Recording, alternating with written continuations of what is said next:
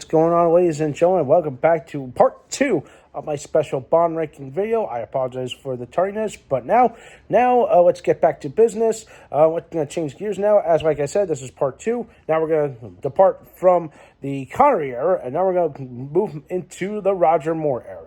And of course, so after 6 movies of Sean Connery in the role, technically 7, but of course, like I said, more on if you watch part 1, more on that one. That Never Say Never is technically a remake, but again, that's a different story for another day. So from 1962 to 1971, that was Diamonds Are Forever was Sean Connery's last, and he was starting to retire. And of course, in comes Roger Moore. Now, legend has it, and this is true, was that they really wanted him to be on the short list of people to play Bond at the time. And of course, that was true. Apparently, around the time, Roger Moore was starring on a little show. You might have heard of it. It's called The Saint. He played a guy named Simon Templar, kind of similar in a similar vein. He was like a super sleuth spy, was a little goofy at times, but yeah. If you want more about that, I have reviewed one of those movies on my channel. But if you want to learn more about that show, go find it.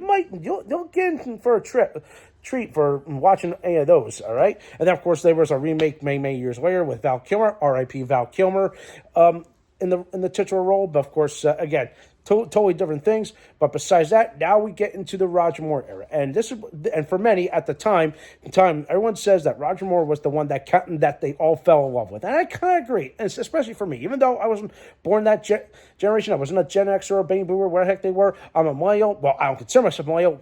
Come on, what millennial makes outdated references and carries a pocket watch?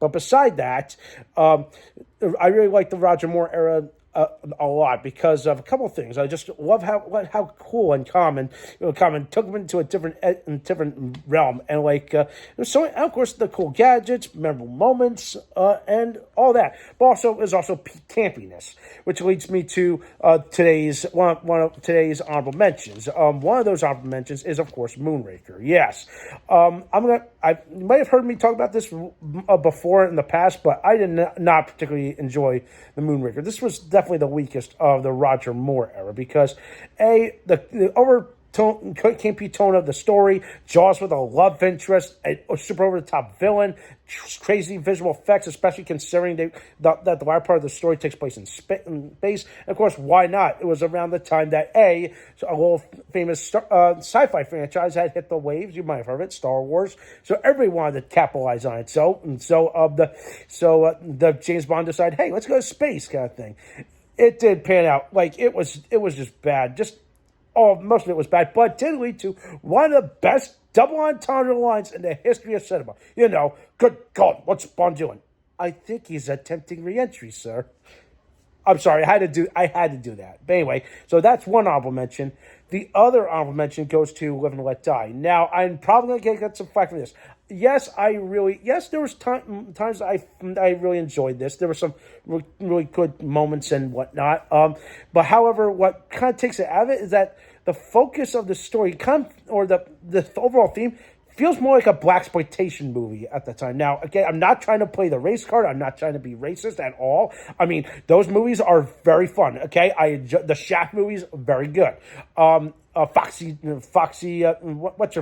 Jackson, that's also a good one. I think, or Foxy Brown, where those you get my point. Any of those blaxploitation movies of that era were fine. Okay, this one kind of took Bond out, and felt more like that, but added the Bond element, and it kind of took me out of it. But at the same time, I did like the villain played by Yaphet Kotto, and of course, you got the interesting motley crew of villains, especially Baron Samedi, who was actually based on a real life Haitian voodoo god. So that made me wonder. Oh, and they never did anything with that. Okay, that would have been fun. Have like a small recurring villain that makes you think, is this guy really dead? Is he alive? Is he a real voodoo god? Is he a zombie?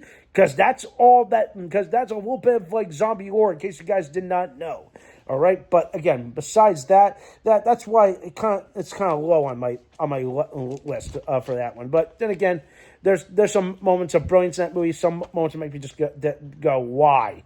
You had to do this, and I feel like a lot could have been improved. But then again, also, tip the hat to Paul McCartney and Wings for the song "Live and Let Die."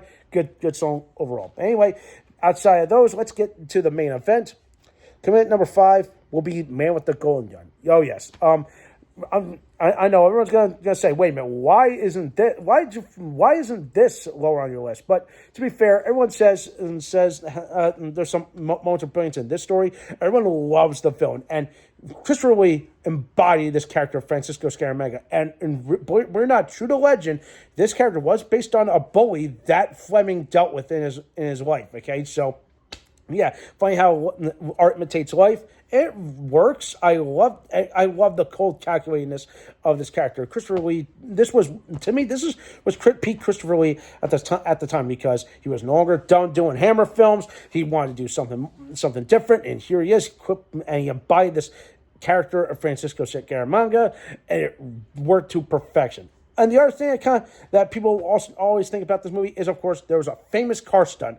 I'm going to say this. I love the stunt so much, but then again, what kills it is that crazy slide whistle effect that they add to it. And, of course, it just makes you go, why, kind of thing. But outside of that it's more of a slow playing thing, but like car crashes is what I'm trying to say here.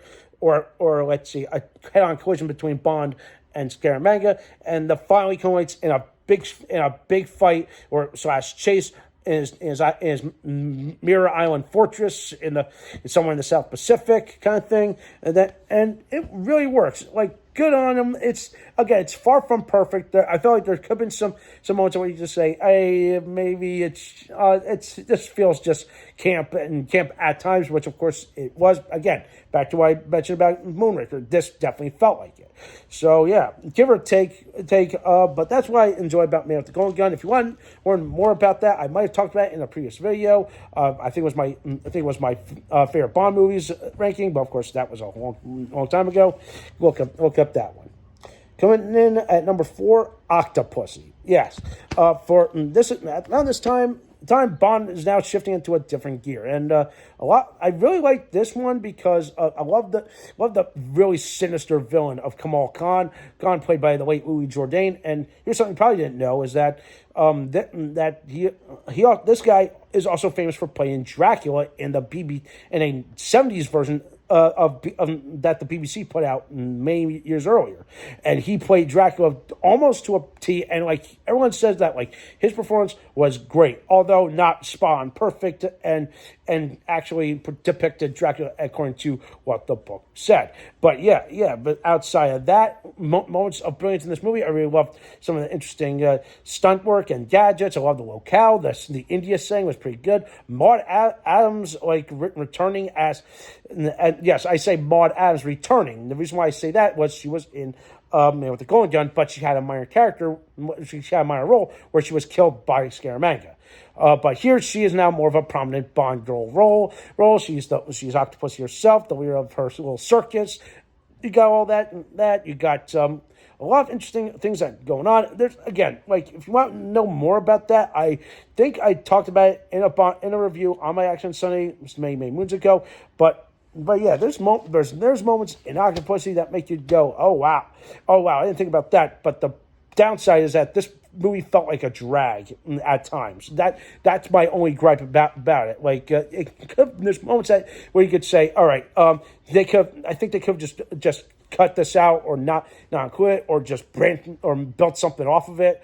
But overall, outside of these intricacies, like it to me, it's a good Bond film and a good one of the Roger Moore era.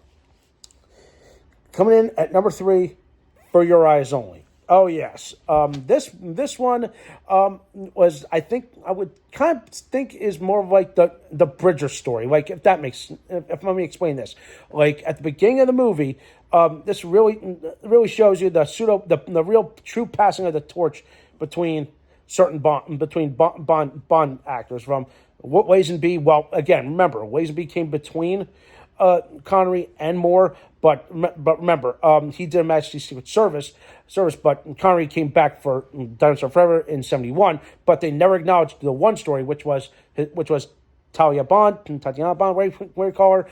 That played by the late Diana Rigg, who got shot at the end of Her Majesty's Secret Service. And I'm glad they kind of went back to that, because I think they wanted to try to finally end the story arc and the villain that is Blofeld. And I think that was it. They did it in a somewhat okay matter, but it was anticlimactic. I felt like they could have done Blofeld a little better. Like, instead of like getting shot at or going to jail, he gets dropped down a giant smokestack. I'm like, and a cartoon sound effect, but of course, again, back to the campy and cheesiness of this time.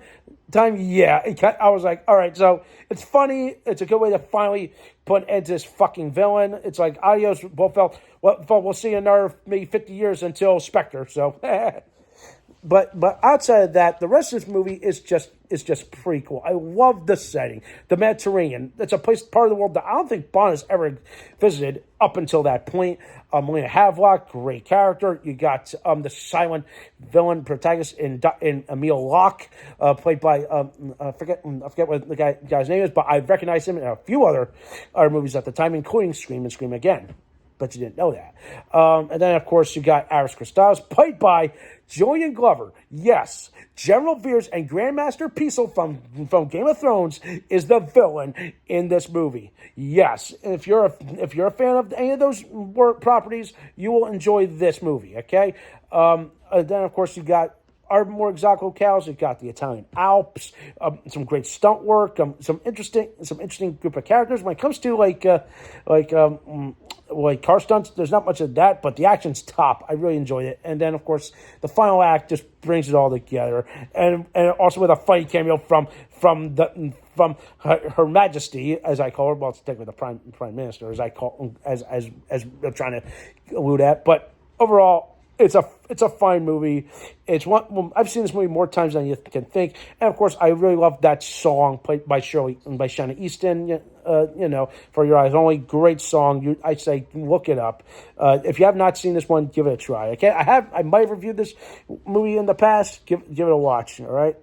Coming at number 2, it's A View to a Kill. Yeah.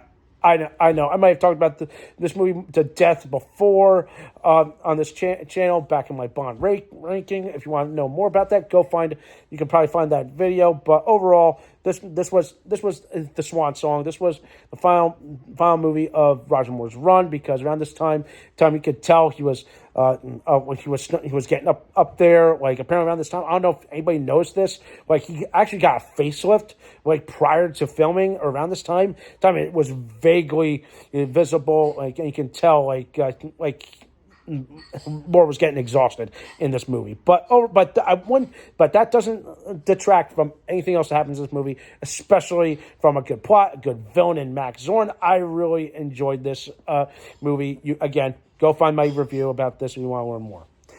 And coming at number 1, it's obvious. It's The Spy Who Loved Me. Why the hell not? This is the movie that essentially made Bond so iconic in every way. Okay, from the song, the setting, the car. I'm gonna say this right now. I loved that Lotus that just transformed into a sub. Okay, everybody in their mom would have been like, I would have killed for a car like that. And I kind of agree. I would have wanted to just buy the regular Lotus, but of course, Lotus go up trying to get one of those Lotus Esprits nowadays. May cost you an arm and a leg.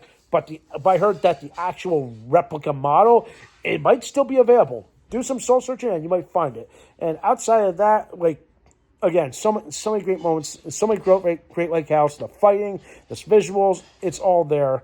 What a solid Roger Moore entry, and it's also one of my personal favorite movies. Between that and A View to a Kill, of his time in the role as Bond. So yeah. So that's what. So those are my thoughts. Those are my rankings of the Roger Moore era. Let me hear yours, okay? And if you want to contribute to this conversation, I want to see your rankings and your thoughts. You know the drill, okay? So that does it for today. Thumbs up the video, subscribe to my channel, and stay tuned for some more awesome and exciting content.